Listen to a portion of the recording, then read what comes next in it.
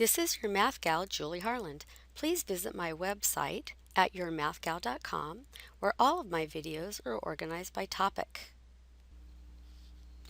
This is part 11 of graphing trig functions, and in this video we'll go over how to graph y equals 3 sine of x plus pi over 6 minus 1.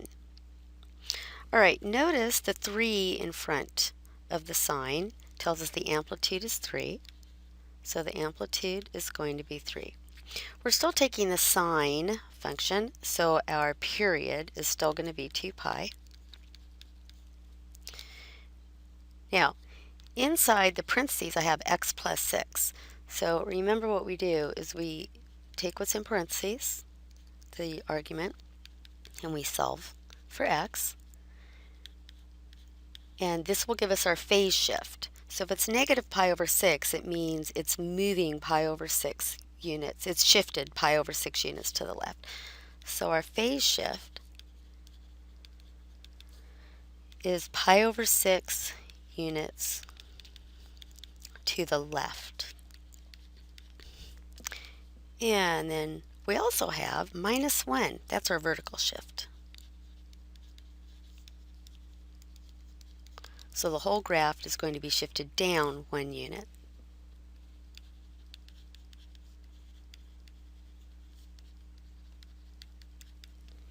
Okay, the phase shift has to do with what we do on the x-axis, all right? And the amplitude in the vertical shift tells us what's going on with our y-coordinates, basically. So what would happen here is if this was just sine of x, right? If it just said 3 sine of x, and you wanted to know your new y value, you would do 3 times that y coordinate and then subtract 1. And that's how you're going to get your new y coordinates. You're going to do 3 times the y coordinates of just y equals sine of x, but then you're going to have to also subtract 1. So here are our coordinates for y equals sine of x, where the period is 2 pi, the amplitude's 1, the range is between negative 1 and 1. We've got these 5 key points. Now we're going to deal with y equals 3 sine of x plus pi over 6 minus 1. Our period is still 2 pi. We haven't done any problems so far where the period is changed. We'll be doing that soon. So the period is still 2 pi. The amplitude is 3 because that's the coefficient of the sine function. The phase shift, we got that from what was in the argument here, the x plus pi over 6 to the left. And the vertical shift is to shift down 1 unit. So remember the amplitude and the vertical shift have to do with the y coordinates. So here it is. To get the new x coordinates, we just subtract pi over 6. All right? And that's because when you solve for x, you got x equals negative pi over 6. That's where that came from. So I'm taking these x coordinates of the sine function, right here, 0, pi over 2, pi, 3 pi over 2, and pi. And I'm just going to subtract pi over 6. So let's do that. My new coordinates over here would be negative pi over 6, right? And now I've got to do pi over 2 minus pi over 6. So I need a common denominator.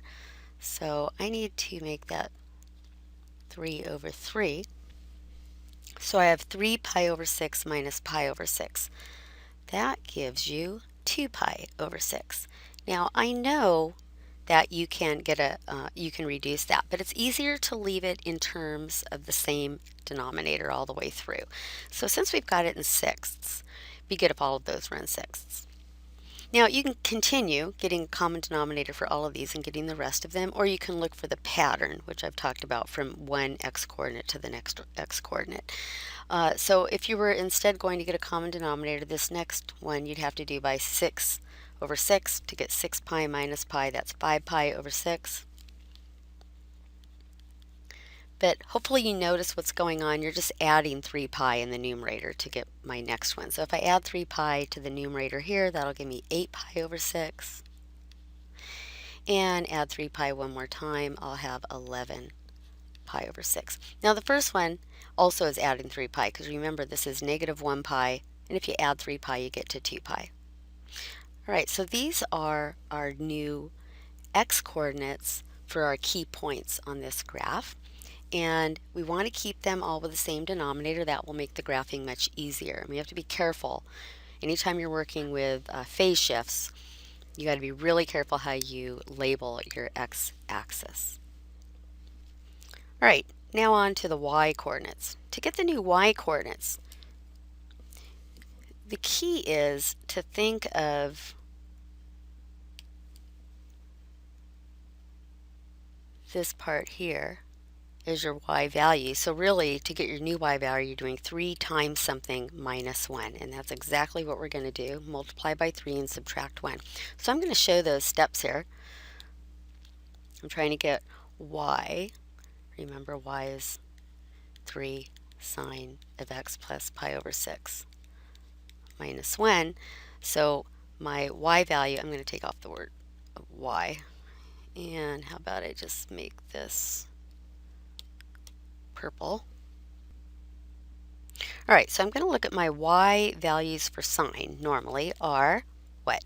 0, 1, 0, negative 1, and 0, right? But what do I need to do? I have to do 3 times that number and subtract 1, right? Okay, so 3 times this number and subtract 1. 3 times that number and subtract 1. 3 times that number and subtract 1, 3 times that number and subtract 1, and then we'll just compute those to get what each of those really are. Well, 3 times 0, 0 minus 1 is negative 1. 3 minus 1 is 2. 0 minus 1 is negative 1. Negative 3 minus 1 is negative 3 minus 1, negative 4, right? And 3 minus 1 is, I'm sorry, 0 minus 1 is negative 1. Now, as usual with the sine function, remember every other one starting for the first one is the same. So you have negative 1, and you skip, you get negative 1 again, etc. And if you're having trouble with this dot, if you want, you could put a parentheses around, you know, the 0, 1, 0, negative 1, 0. All right, so our ordered pairs are, we're looking here, negative pi over 6 and negative 1. All right, so as you see, this does take a little bit of, computation to get those 5 key points. But now we're going to graph it using those 5 key points. All right, here's our function. Y equals 3 sine of x plus pi over 6 minus 1. Our period is 2 pi, as it's been in all the problems we've done so far. The amplitude is 3, right, because that's the coefficient. The phase shift was pi over 6 to the left, and the vertical shift was down 1. So we need to now graph this, and I'm looking at my ordered pairs, and in my key points, I know it's going in between negative pi over 6 and 11 pi over 6. So if I was going to graph one cycle on the x-axis, I could see that mainly all my ordered pairs are to the right. So how about if I put the y, not the x, I'm going to put the y axis a little bit over to the left here. And then what about my y-coordinates? My y-coordinates go in between negative 4, that's the smallest point on the y-axis, and the highest point is 2. So it's going in between negative 4 and 2. So if I were going to label this, I know I need to go down at least 4 spaces here. How about I call that negative 5? You just have to mark at least one, but I'm going to put that one up here as well.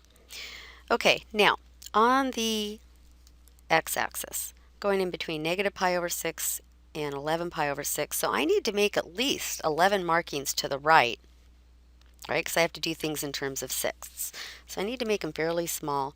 So how about to the left, this would be negative pi over 6, negative 2 pi over 6, and to the right, here's 1, 2, 3, 4, 5, 6 pi over 6, there's pi, and then 7, 8, 9, 10, 11, 12 pi over 6 would be 2 pi, etc. You could label every single one of these, it just gets very crowded, right? As long as you have one marking, you should be okay. So now we want to graph these. So I've got negative pi over 6, negative 1. So here we are. We go negative 1 pi over 6. That's just one marking to the left, and negative 1. Then we go 2 pi over 6, 2. So I go over 2 and up 2. Then we've got 5 pi over 6, negative 1. So 1, 2, 3, 4, 5 pi over 6 and negative 1. 8 pi over 6, negative 4. So this is 5 so far. 6, 7, 8 pi over 6, all the way down at negative 4. And 11 pi over 6, negative 1. So you keep going. That's 8, right? 9, 10, 11, down at negative 1. And there are 5 key points. And now you carefully want to graph this so it looks like a sine function. So you sort of sketch it, just a little at a time so it's curved. You do not want to make it look like there's any sharp corners. And then after you get through passing through those ordered pairs, just put a little arrow to show you kind of know what it's going to keep looking like. Like this starts curving to the right again. Okay. And there's our graph. Notice that the period still is 2 pi. It's in between this negative pi over 6 and 11 pi over 6. That's 2 pi units. The amplitude is 3, right? It's up 3, like from the center line here, which I'm going to draw that center line right here. It's 3 units up, 3 units down. The phase shift, instead of the sine graph being here at 0, 0, notice it starts over to the left, pi over 6 units, so that looks correct. And it's all shifted down as well. Instead of being right on the x-axis where it's 3 up and 3 down, the whole graph is shifted down. And so there we have it, the graph of y equals 3, sine of x plus pi over 6 minus 1. As usual, it's always good to just put in one of these ordered pairs, one of these x coordinates into the original and make sure it really does give you the ordered pair, the correct y value that you have here in case you made some mistake in your computations. So this is, we've done everything except change the period so far, which is what we're going to be doing soon. But it's a good idea to try this all on your own from beginning to end. This is your Math Gal, Julie Harland. Please visit my website at yourmathgal.com, where all of my videos are organized by topic.